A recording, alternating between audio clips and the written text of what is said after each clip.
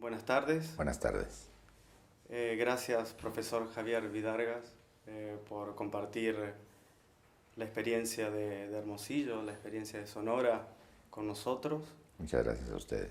Y bueno, nos interesa seguramente saber cómo ha sido el proceso, pero específicamente, bueno, empezar por la situación inicial. El centro era terrible, las condiciones eran muy extremas, muy riesgosas.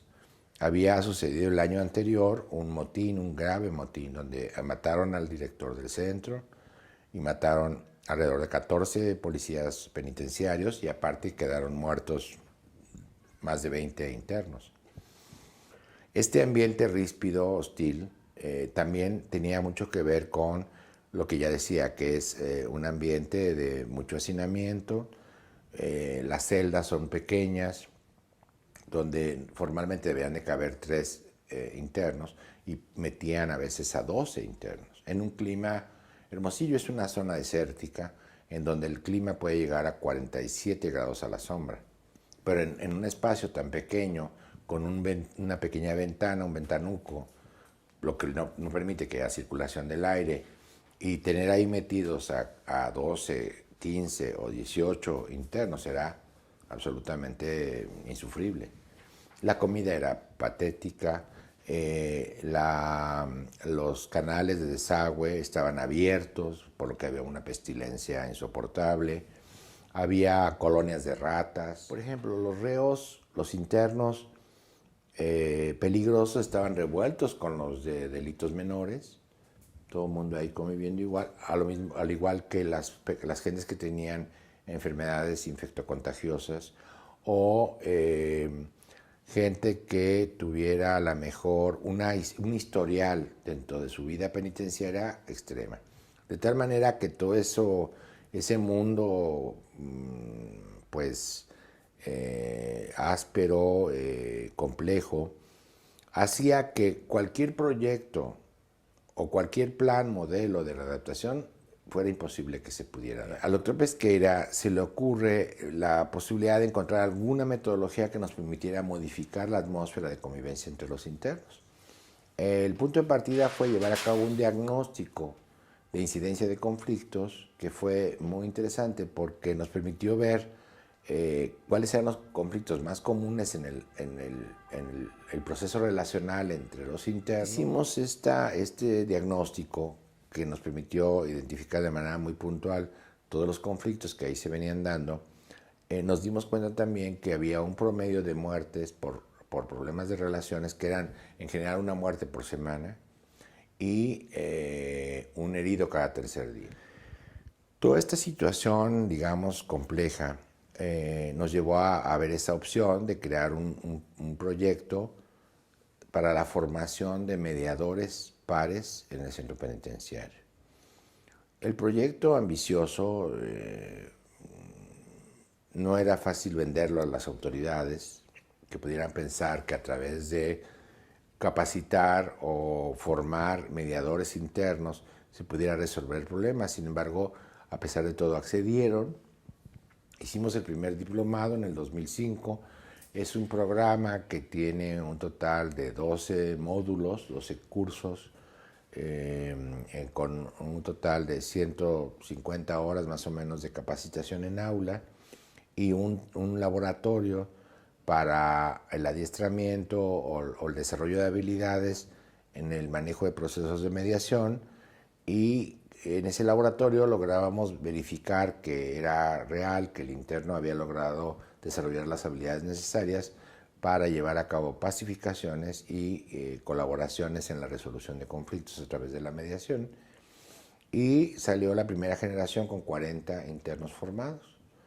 Este proceso implicó como punto de partida una etapa de selección y luego la siguiente etapa, que es la que acabo de mencionar, que es la etapa de formación. Y claro, surgió la necesidad de tener también una etapa de supervisión. Pero nos dimos cuenta que no podíamos tener un impacto en la comunidad si la comunidad no conocía el tema del manejo de conflictos o las opciones de negociación de conflictos o la resolución de conflictos a través de del modelo de mediación si no se hace una difusión. Entonces surgen así la cuarta etapa, que es la difusión de la cultura de la paz, en donde los internos, a través de acercamientos con sus compañeros en la celda o en los pabellones, les hacían ver que ellos tenían derecho a tener una vida que fuera un poco más armoniosa, menos agresiva, con menos agresión, y que eso lo podían lograr si aprendían a negociar sus conflictos o resolver sus diferencias. Los mediadores pares en el centro atendían entonces dos tareas. Por un lado, la pacificación de las reyertas o de los conflictos in situ, de tal manera que si había una discusión ya alterada o que podía devenir en violencia, se aplacaba, se detenía y se invitaba a las partes en conflicto a pasar a la unidad de mediación para que tuvieran un proceso de mediación. A la fecha hemos llevado a cabo la implementación de 6 diplomados, un diplomado en otro centro que está también en la ciudad de Hermosillo, que es menor, pero que también quisimos ahí aprovechar el recurso para que también tuvieran mediadores, y luego 2 programas también con internos de los demás centros que hay en el estado, que son 15, se traían a los internos, se habilitaban y se regresaban al lugar de origen para trabajar como mediadores en su centro respectivo. Esto ha sido significativo, y quizás algo que es interesante de mencionar es que a la fecha no ha habido un solo incidente de homicidio por un factor de tipo relación. En el caso de los heridos tenemos nada más durante estos casi 6 años, un solo caso en diciembre de hace 2 años. Estos datos sí son muy significativos para el centro porque pues convierten al centro en un centro pacífico. Este cambio se ha manifestado en muchos ámbitos, no solamente en las condiciones de la vida relacional de los internos, sino también, por ejemplo, nos ha permitido llevar a cabo programas de tratamiento especializado por delitos graves. Nos ha permitido implementar la universidad en el centro, con 15 carreras. Nos ha permitido llevar a cabo programas de desarrollo humano con un impacto genérico para cualquier tipo de delincuente. Nos ha permitido desarrollar programas de actividades artísticas y culturales que son muy interesantes, que van desde teatro, creación literaria, creación musical, pintura, escultura, artesanías de diversos tipos. También tenemos una gran promoción de las actividades deportivas. Los días de visita ahora en día son como una verbena, ¿no? Porque hay comida, viene la familia, conviven. Antes no permitían entrar niños, hoy pueden entrar niños. Se ha logrado plantar jardines, árboles, hay pasto, donde había un terreno ahí abandonado, sin plantas. Los internos ahora cuidan, tienen pastito, tienen... Vaya, la fisonomía del centro era un lugar lleno de moscas, apestoso, sucio, donde no daban ganas de estar. Y hoy en día, bueno, pues es un lugar con mayor decoro, con una condición un poco más agradable. No puedo decir que es muy alta la calidad de vida, pero ha mejorado significativamente. Y obviamente esto ha permitido que cambie la actitud de los internos y ha sido como un punto o la punta de la lanza que ha permitido que se vayan desarrollando otros muchos elementos que han hecho que la vida del interno sea diferente y que haya la posibilidad de que esa transformación sea más real, ¿verdad? Y que ellos puedan de alguna manera aspirar a tener éxito en la vida futura, a que tengan alternativas de realización personal y que puedan reincorporarse a la sociedad como personas productivas y también apegadas a los marcos de legalidad que tenemos en el país. Entonces, esta ha sido un poco la historia del proyecto. La mediación inicialmente era para atender a las relaciones en conflicto entre internos, pero hay una parte que es muy importante, que es la mediación, que está asociada a los conflictos que puede haber o que se dan con mucha frecuencia entre el interno y su familia. Un mediador par junto con un mediador familiar de la unidad de mediación de la Universidad de Sonora y se reúnen para lograr llevar a cabo mediaciones familiares. Y otro tema también que es importante es que hay conflictos en la cárcel que no nada más son de tipo relacional, sino son conflictos que se convierten en un daño o en un delito, y entonces esos conflictos ya son atendidos no nada más a través de una mediación normal, sino una mediación como encuentro restaurativo. Entonces, tiene un tratamiento un poco diferenciado porque ya no hablamos nada más de dos personas en conflicto, sino hablamos de una víctima y un ofensor. Porque a lo mejor hubo un robo, o porque a lo mejor hubo una agresión, una violencia fuerte, etcétera. Entonces, el tratamiento es un poco diferente.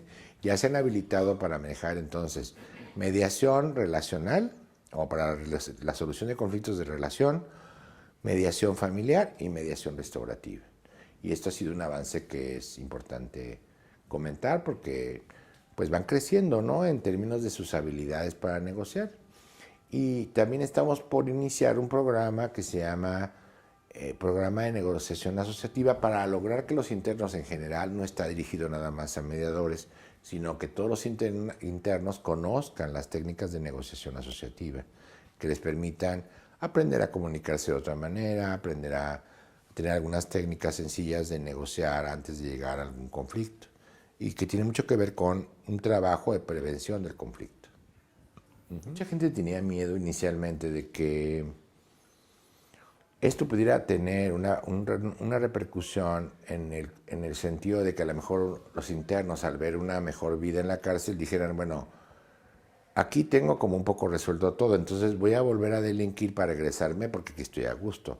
Pero no ha sucedido así, no se ha dado, porque no cabe duda que la experiencia de la libertad es una experiencia extraordinaria. En ese sentido, los mediadores cuando salen trabajan afuera también como mediadores comunitarios, lo cual también es porque ya han logrado un desarrollo muy importante en habilidades para negociar, entonces la idea es capitalizarlos también afuera en un trabajo en la comunidad. Como tenemos este enlace tan fuerte con la Universidad de Sonora, normalmente en el posgrado en Derecho o en otros posgrados, el posgrado de Administración o los departamentos o las facultades de diversas carreras, de pronto traen gente que vienen de otros estados, o porque el Instituto de Mediación ha llevado a cabo programas de habilitación o de formación de mediadores en otros estados del país.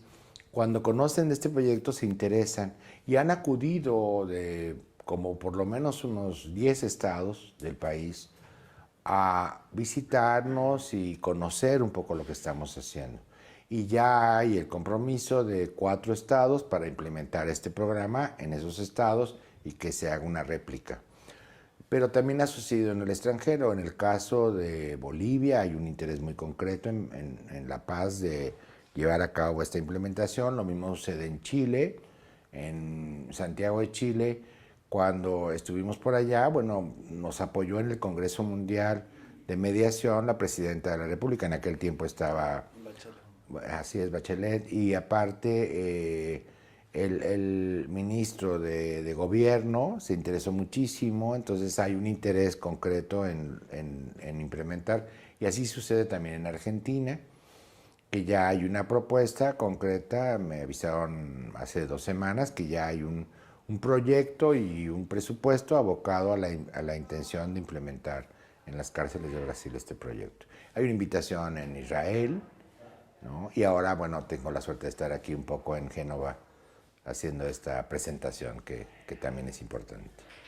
Bueno, yo te agradezco personalmente y bueno, también colectivamente y nada, un grande gracias y felicitaciones por este proyecto. Muchas gracias, gracias a ustedes.